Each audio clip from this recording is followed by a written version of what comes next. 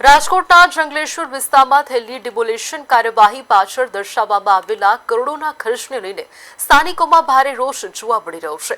વિસ્તારના રહેવાસીઓએ આક્ષેપ કર્યો છે કે ડિમોલેશન દરમિયાન થયેલા ખર્ચના આંકડા વાસ્તવિકતા સાથે મેળ ખાતા નથી। સ્થાનિકોએ જણાવ્યું કે કોરોના કાળ દરમિયાન તેઓએ સતત 45 દિવસ સુધી રોજના 2 થી 3 હજાર લોકોને ભોજન કરાવ્યું હતું, છતાં કુલ ખર્ચ માત્ર ₹7.45 લાખ થયો હતો। જ્યારે મનપાએ માત્ર 3 દિવસની વ્યવસ્થામાં મોટા ખર્ચના બિલ દર્શાવ્યા હોવાનું કહેવાય છે। સ્થાનિકોના જણાવ્યા મુજબ ડિમોલેશન દરમિયાન અનેક સામાજિક સંસ્થાઓ અને આગેવાનોએ સ્વૈચ્છિક રીતે ભોજન, ફળ અને પીવાના પાણીની ખાસ વ્યવસ્થા કરી હતી। ખર્ચના બિલ અંગેની ચર્ચા બાદ સમગ્ર વિસ્તારમાં આશ્ચર્ય અને સવાલો ઉભા થયા છે।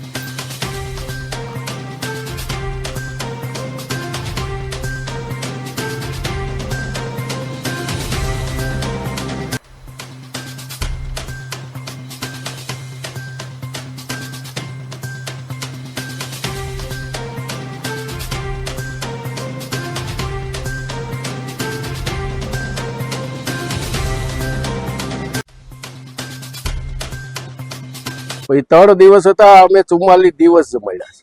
આમાં તો કાજુ કતરી જેવી છે। હા, આયા કાજુ કતરી નહોતી, અમારે રોટલી શાક જમતા। શું અધિકારીઓને કાજુ કતરીની સુવિધા છે। હા, અધિકારીઓને આપવી પડે ને, એક બાજુ પબ્લિકના ટેક્સના પૈસા છે ને, આ ક્યાં કોઈને ખીચા ના દેવાને। એક બાજુ ગરીબોના ઘર પડી ગયા હતા, બીજી બાજુ એ લોકો કાજુ કતરી ખાતે। તો એ લોકો આ મિજબાની કરવા જ કદાચ ડિમોલેશન કર્યું હોય તો કોને ખબર। શું તમારું શું માનવું છે, કઈ રીતની કાર્યવાહી આ લોકો કરે? આ લોકો માટે સખતમાં સખત કાર્યવાહી થવી જોઈએ। વિશ્વાસ છે તમને કેવું? પાસે એવું કાર્યવાહી થાય એવું લાગે તમને? લાગતું તો નથી, પણ નેહલભાઈ સુપર સ્ટેન્ડિંગ કમિટીના ચેરમેન શ્રી પીપળિયાભાઈએ થોડી કામગીરી સારી કરી છે, એના ઉપર થોડો ભરોસો છે કે કદાચ આ લોકો કાર્યવાહી કરશે, કે આ લોકોના બિલ મંજૂર નહીં કરે એવું લાગી રહ્યું છે। આ આપણે સૌરાષ્ટ્રની વાત કરીએ તો ચોટીલા હાલીને જાય, દ્વારકા હાલીને જાય તો નાકે નાકે માણસો ખવડાવવા ઊભા હોય, અને ત્યાં ખવડાવવાના જો સરકારને આવડા બિલ થતા હોય તો એ ચકરી ખાઈ જાય।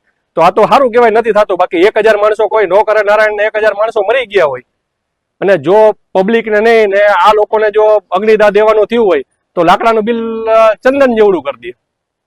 શું કે આમાં કોઈ કાર્યવાહી થાય? કાર્યવાહી તો જો ભાઈ ઉપલા અધિકારી છે, અત્યારની ઉપરની બોર્ડ જે બેઠી છે, આ જે 5 જણા હોય, આપણે તો ઓછી ખબર પડે એમાં, જે સ્ટેન્ડિંગ કમિટી છે, મેયર છે, એને બહુ સારા આમાં ટૂંકમાં ધ્યાન આપે છે અત્યારે આ બાબતમાં, અને અમારા કોર્પોરેટરો પણ।